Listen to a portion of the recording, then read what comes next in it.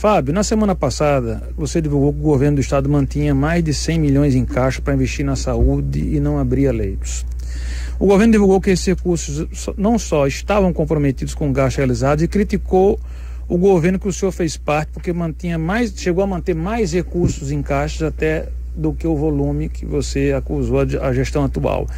E chegou até a cifrar esse valor na ordem de 300 milhões. O que é que você coloca pra gente de novidade nesse contraponto? Olha, eu recebi primeiro com muita surpresa, porque eu fiz um vídeo sem nada demais que não fosse uma transparência, uma informação, apenas quis ser cidadão e mostrar às pessoas como era fácil, não olhar só do estado, mas da sua cidade, do seu município, das suas cidades e tal. E aí fez uma polêmica toda. Depois emitiram a primeira nota, depois uma segunda nota. Aí eu peguei a primeira nota, listei alguns erros que eles cometeram. Por exemplo, o estado disse que recebeu 318 milhões e que empenhou 275. Só aí sobrariam 43 milhões e 200. Como eu aprendi que empenho não é pagamento, nem garantia de nada, eu posso empenhar 100 milhões em folha de pessoal, ou 100 milhões para pagar profissionais de saúde, ou contratar serviços de saúde e não comprar nenhum real. Então empenho não é despesa. O estado tem sim 160 milhões e tem uma média de gastos que mantém mais de 100 milhões na conta custeio, por exemplo.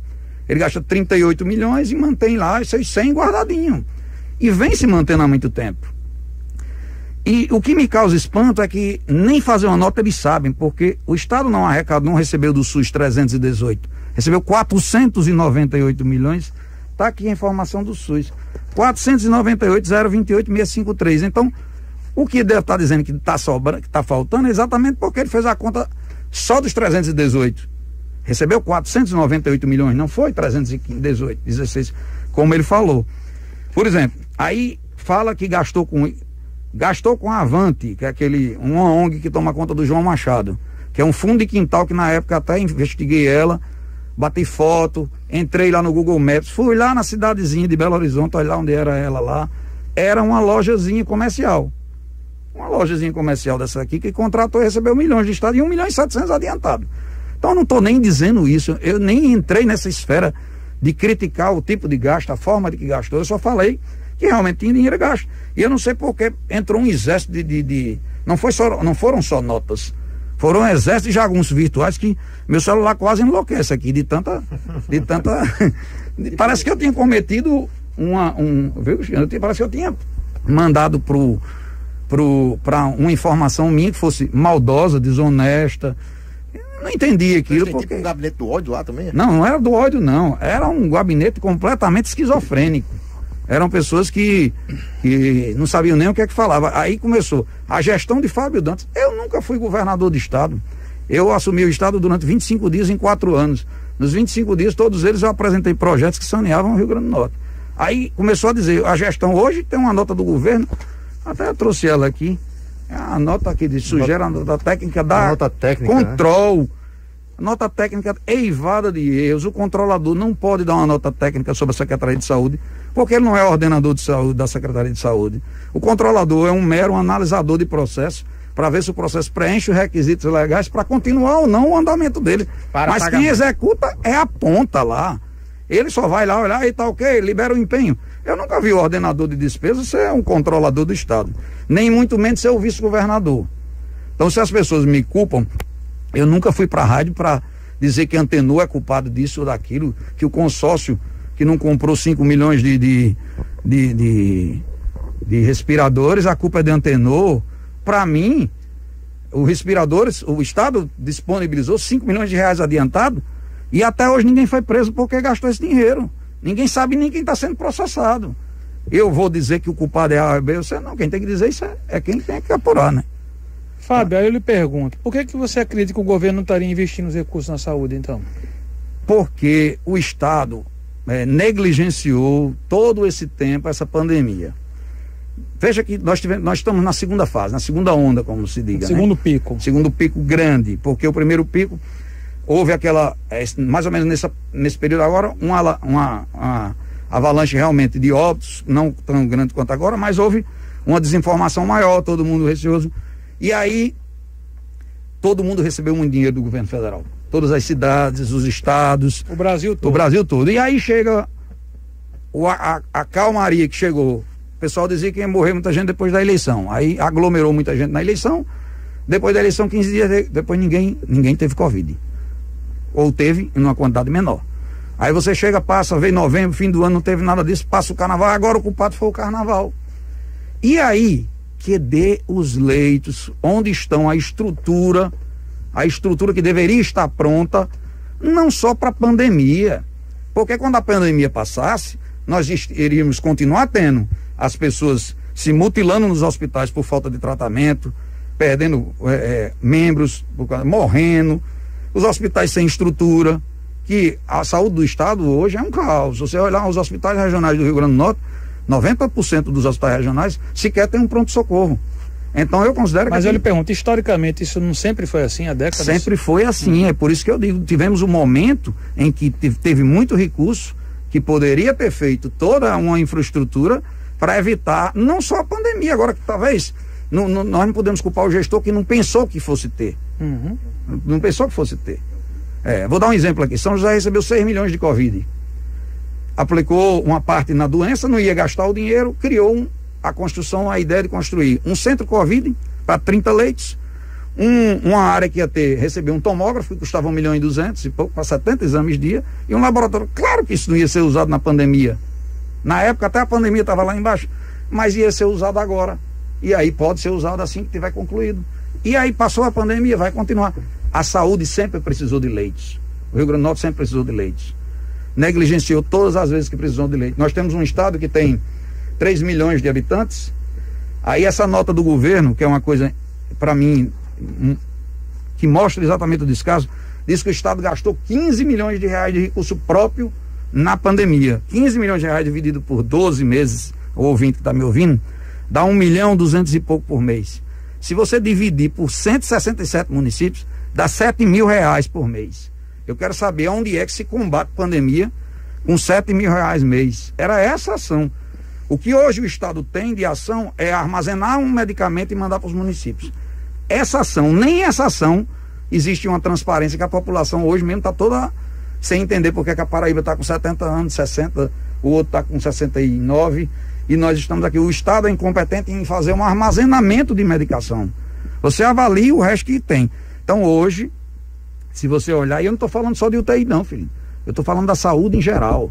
Existe um estigma que diz que pronto-socorro e unidade de pronto atendimento tem que ser feito pelos municípios.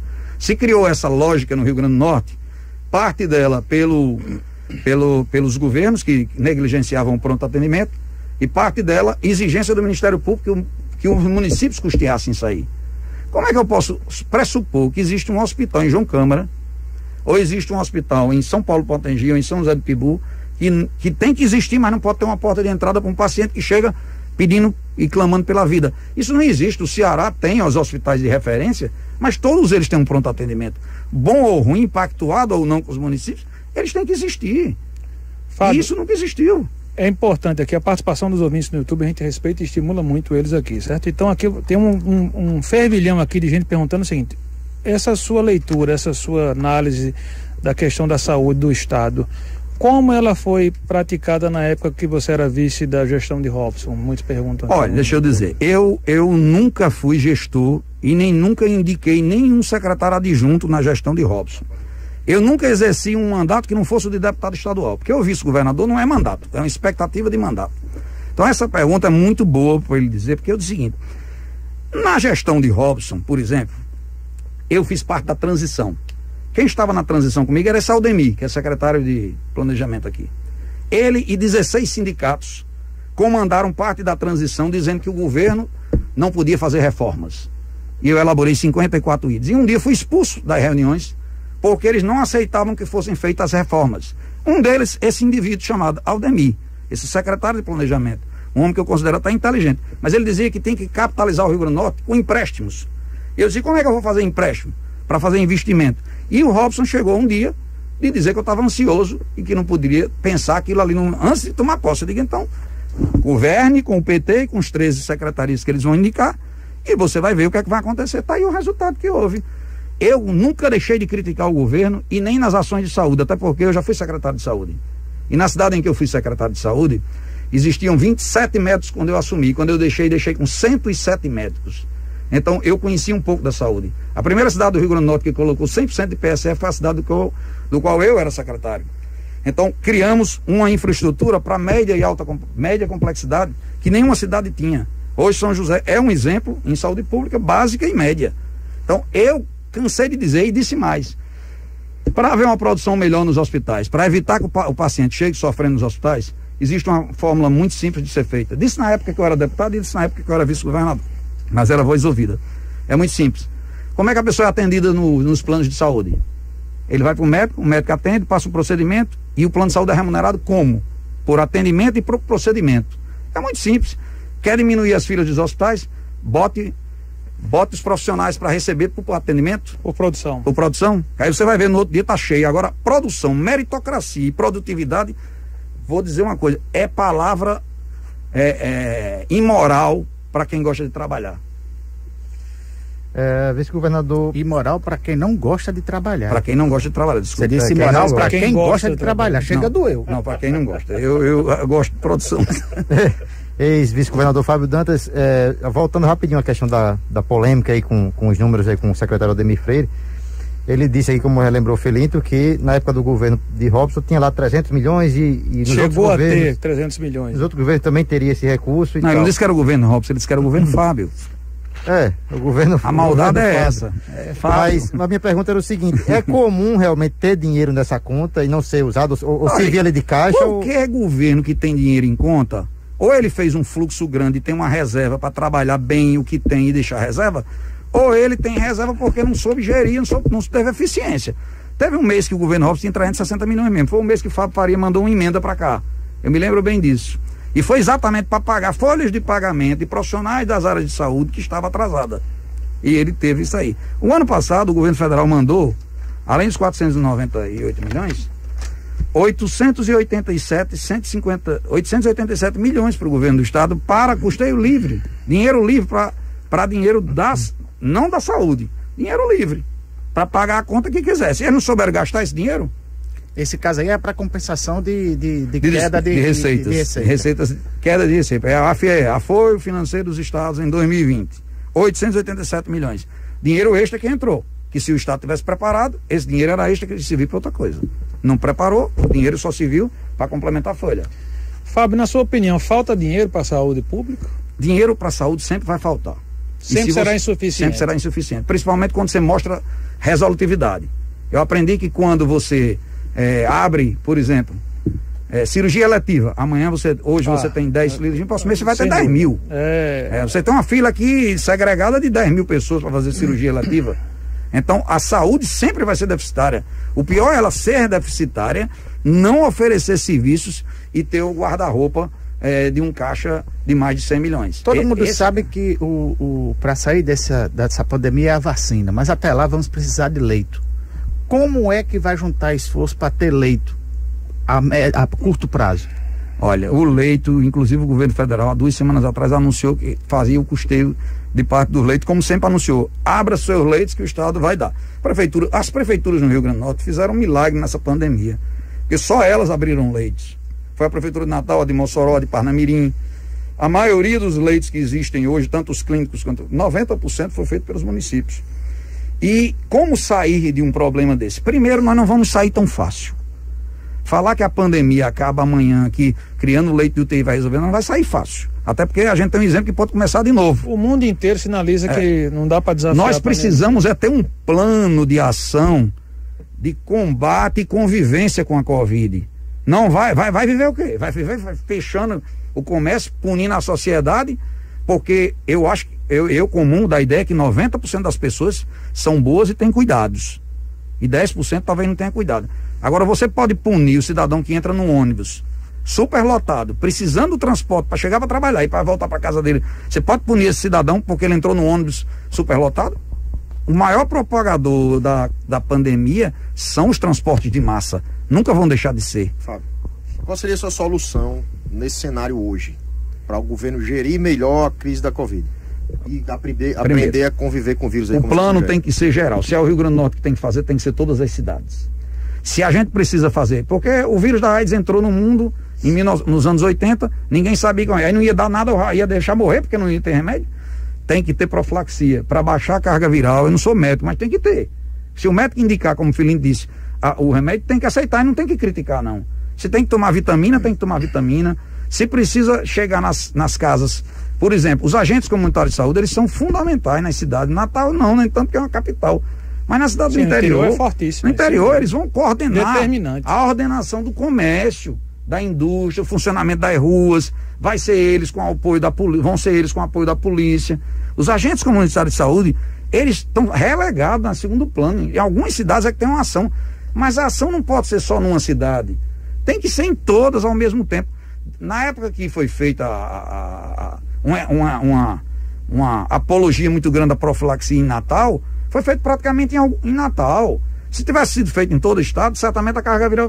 E quem não disse que essa profilaxia não ajudou na época da eleição, que todo mundo estava vacinado, que era todo mundo se agarrando com todo mundo? O Estado disse que não tem evidência científica para usar essa profilaxia.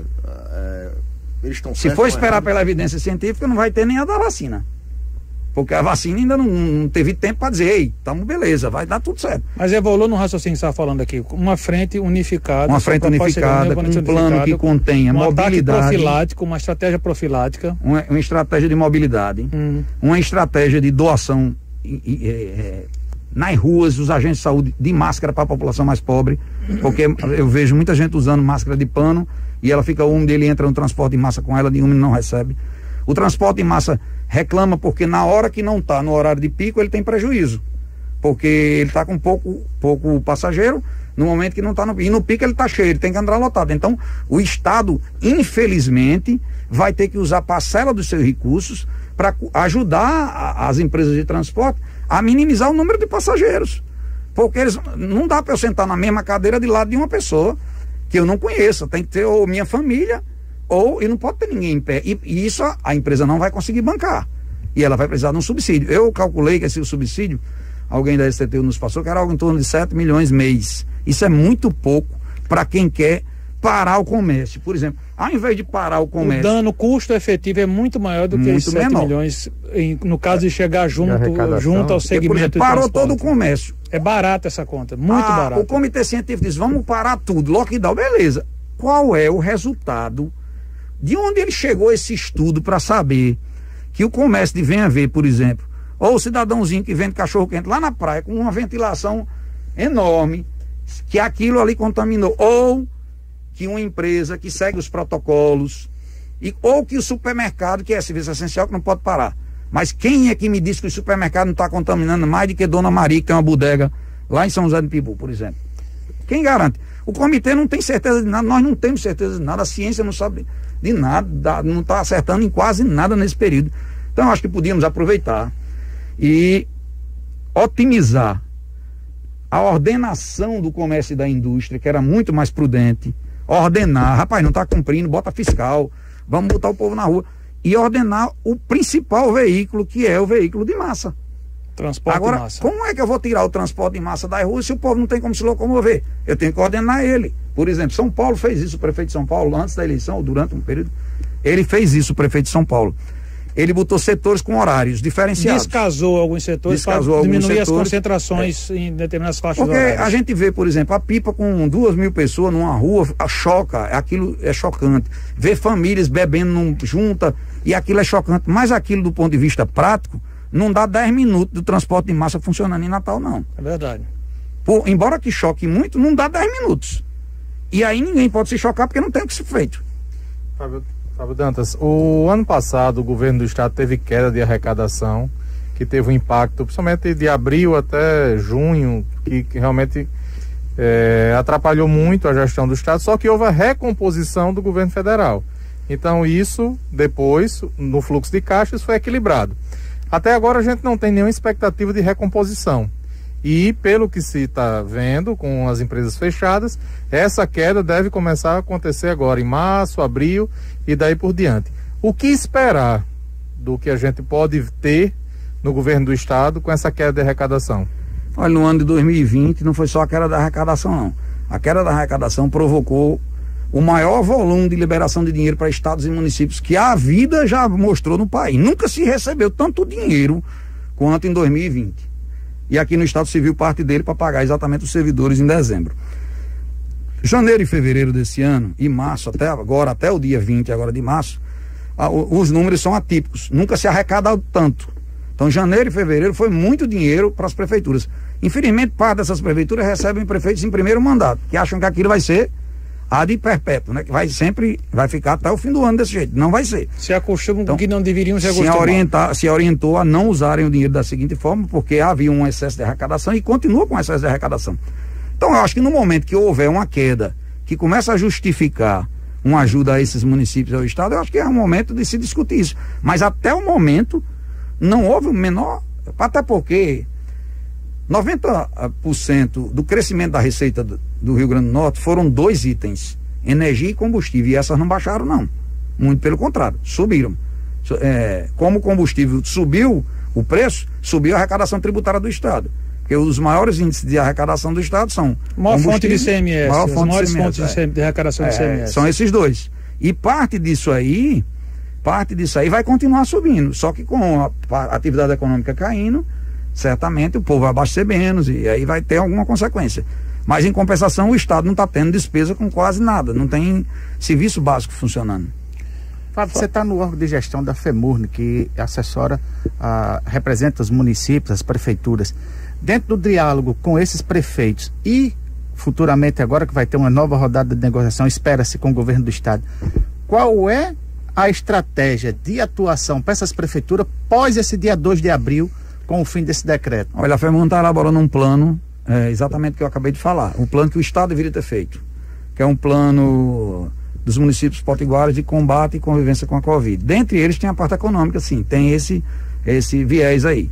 Só que os municípios, Mulatinho, eles estão há 1 ano sem aulas.